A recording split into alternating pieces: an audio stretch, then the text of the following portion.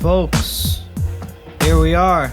Technical Knockout, the Hardcore Casual MMA podcast. I'm your host, Hussein. With me, as always, is myself. There's no Jordan this week. He is busy. It's unfortunate, but, it's life. It is what it is, and the show must go on, as they say. So we are talking about UFC Mexico City. We are back, baby. We're back in a big way in Mexico. And we got a couple of pretty good fights here, man. Honestly, it's a pretty solid card. The UFC always tends to put things good together whenever they go to an actual place instead of going to the Apex, and we're happy to see a crowd. Even if it's going to be the Mexico City crowd, which I'll mind you last time threw garbage at the people from other countries and booed and threw shit into the octagon when Rodriguez eye poked Jeremy Stevens. But that's okay. We give him another chance. We'll see what happens. And at the headline, we have former flyweight champion Brandon Moreno taking on former flyweight title contender Brandon Royval in the Battle of the Brandons to see who is going to get that top spot, who is going to be able to call themselves Brandon. The other one just has to go by their last name. These guys fought before, and Moreno got the better of the two. And this is a rematch for 5 rounds in Moreno's backyard in Mexico City at altitude. Obviously not going to be a problem for Brandon Royval, who trains in Denver at altitude.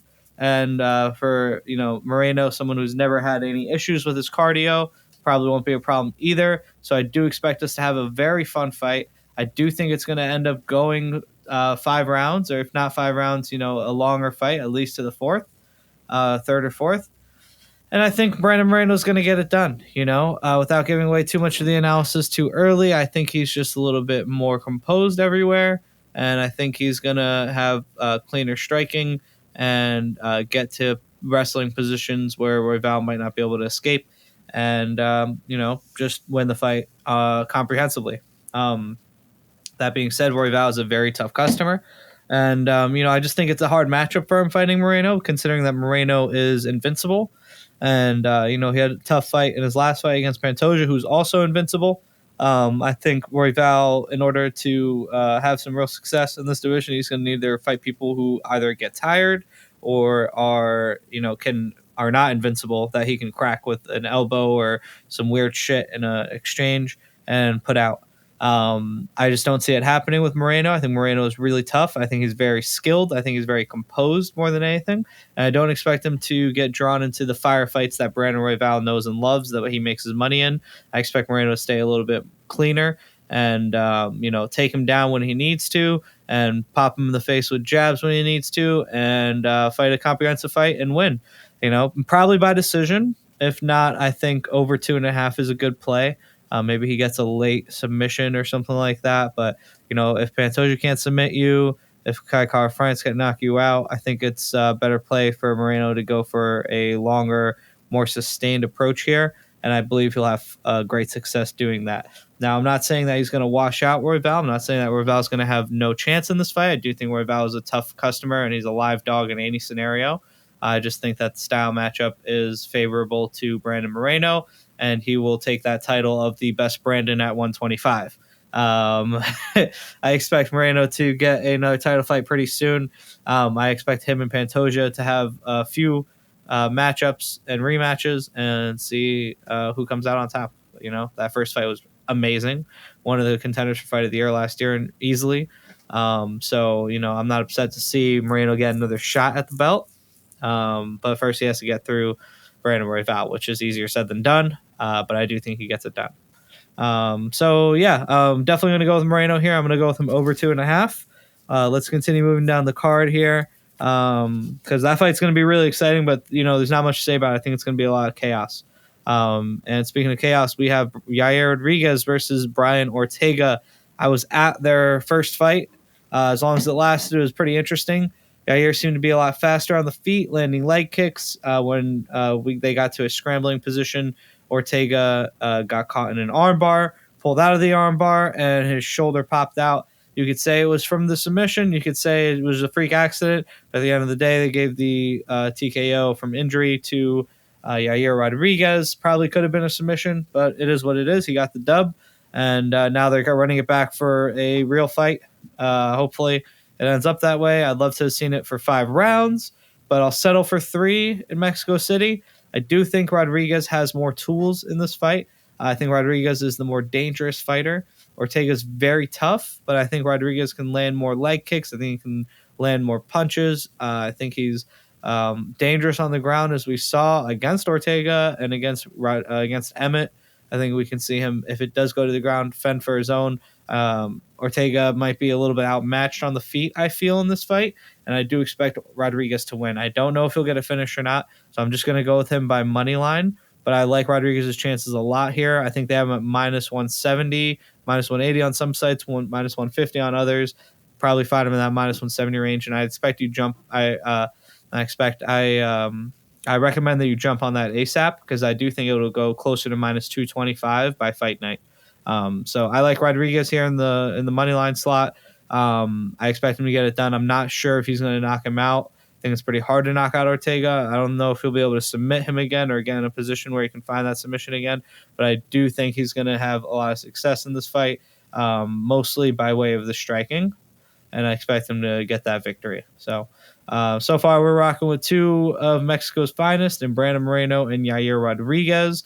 Let's keep it rolling. Going down the card, we got Daniel Zellhuber versus Francisco Prado. Zellhuber is a very hot prospect coming out of Mexico right now. He's got great boxing. He's got good jiu-jitsu.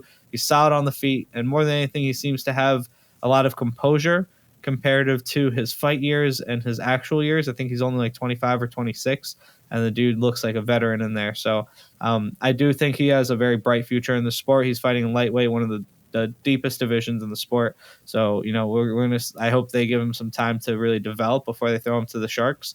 But I think he gets it done this weekend. I don't know how, but I think he gets it done. I think he's just a great fighter. Francisco Prado hasn't been super impressive to me, so I'm gonna go with Zellhuber here in a not surprising spot, because he's minus 300. Then we got a bantamweight affair between, this one promises to be pretty weird. I'm excited for it. You got Ricky Turcios, who is like to me, seems kind of like a second coming of Diego Sanchez. Won the Ultimate Fighter, is super strange, says a lot of weird motivational stuff that sounds halfway like it makes sense and halfway like he's a crazy person. I love the guy personally. He had a really shitty fight a couple fights ago where he threw like 100 strikes and landed like 11 or something ridiculous like that. But I don't know if this fight's going to last very long on the feet. Raul Rosas Jr. is the young buck that came in the UFC at 17. He's a very good grappler, not a very good striker, but he is a good grappler. And excuse me. And I think that he's going to go for the takedowns against Turcios. I think Turcios is going to be able to scramble and maybe win some positions and outlast Rosas Jr. He's an underdog here at plus 210, but I think he has great cardio. I can't say the same for Rosas Jr. And if Rosas Jr. can't get him out of there early and, expends a lot of energy like we saw him do a couple fights ago against Christian Rodriguez, I expect Turcios to have a lot of success here. And, I think it's a good spot for Turcios at plus 210 or however much they have him by. The dude came out in his last fight and got a knockout in like a minute. We didn't learn shit from that. He didn't show us anything new. It was a great victory for him, but I think it's going to be hard for him to find that same kind of early success against Ricky Turcios, who is shown to be a very tough fighter, if nothing else. So I like Turcios here to outlast Rosas Jr. and the first underdog that I'm picking on this card. Both guys are Mexican-American. So I guess, I don't know, the crowd might just be rooting for Rosas Jr. because he's more popular, but we'll see. All right, and then going down the card, we have Yasmin Uruguay versus Sam Page Hughes.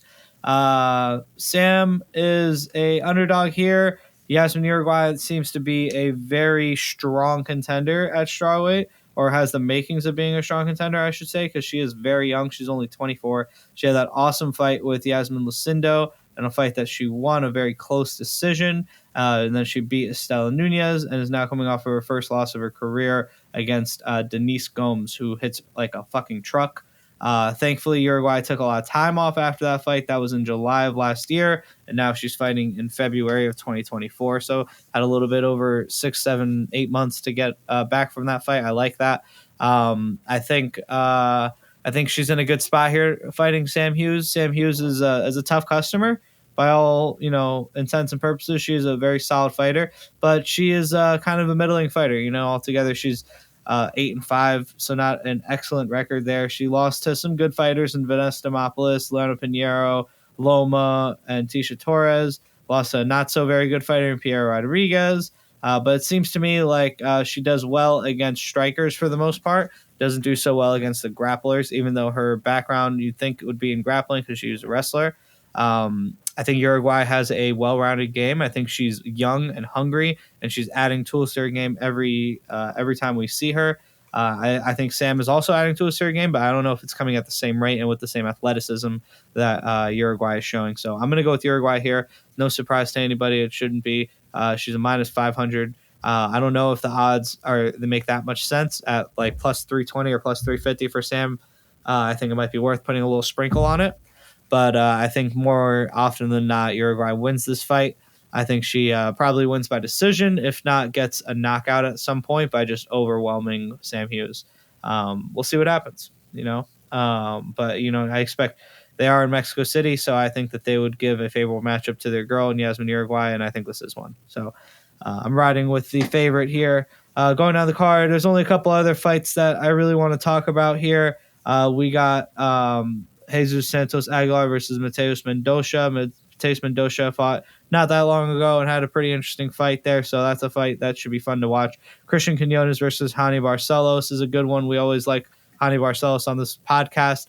He draws Christian Quinones, so it seems to be sort of a gimme fight for him. Hopefully he is not completely washed and can get it done. They have him as a slight favorite at like minus 180.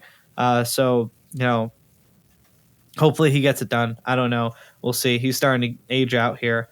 And then we have Edgar Chires versus Daniel Lacerda or Daniel Da Silva. This is a fight that's been made like 3 times, it feels like. I think, they fought the first time and it ended up being a no contest or something. If I'm not mistaken, it was a no contest.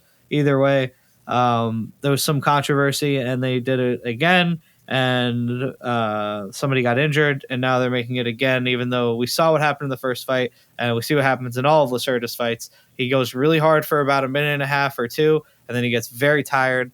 And now they're doing it in Mexico City at high elevation, and I expect the same goddamn thing to happen. Edgar Chires is so tough. Lacerda is a tough customer as well, but he has a very limited gas tank and does not seem like UFC level here. So I think he goes hard at the beginning. I think he gets tired. I think Chires finds that finish either in the first round. Excuse me, I'm sorry. Either in the first round after 2 minutes or in the second round early. So I'm going to go with Chires by finish here. Then you got Claudio Perez versus Fares Ziam versus 2 guys who looked like they could be good at one point, but now have kind of fallen off and fallen out of the court of public opinion as prospects. That should be a fun fight. See who wants it more. I expect Fares to want it a little bit more. And then Victor Altamino versus Felipe Dos Santos is a great fight at flyweight and one to watch for sure. I like Altamino a lot. I like Dos Santos as well, but I think Altamino is a very solid fighter and in an underdog spot. I think he can get something good going. And then Muhammad Naimov opens up the prelims, a guy that a lot of people are hot on. I think he's a solid fighter, but a little bit of a cheater from that last fight with Nathaniel Wood, so we'll see how it goes. I'm probably going to be rooting against him, even though we share a name. Let's wrap this thing up. Let's get into the betting slip. Last week we had a good one. We went 4-2 with all the methods of victory popping out the way that we had. We had Merab by decision, we had Rob by decision, we had Gary by decision, and we had Ilya Taporia by knockout, second or third round. So let's hopefully we can keep up this momentum. Let's go down the betting slip. I've got Brandon Moreno in the main event. I'm going to go with him over 2.5. I'm going to go Yair Rodriguez money line. I'm going to go Ricky Tercios. I think he gets it done. I'm just going to go money line though. I'll go Uruguay money line, and I'll go Chires by finish. That is where I'm at on this card. If you put those bets together, a lot of those guys are minus 300s. If you put those together, you can get a nice little parlay, round robin them. So if you lose a couple, you'll still make your money back. That's what I always do. That's what I suggest that you do as fans of the sport. You never know what's going to happen in this game, and it's always better to play it safe than sorry. So last week we saw a lot of favorites get it done. I know I'm siding with a lot of favorites again this week, but it just feels like one of those weeks where they stack it up and let their hometown fighters do their thing. So hopefully we keep the ball rolling and make some good money here. Thank you very much.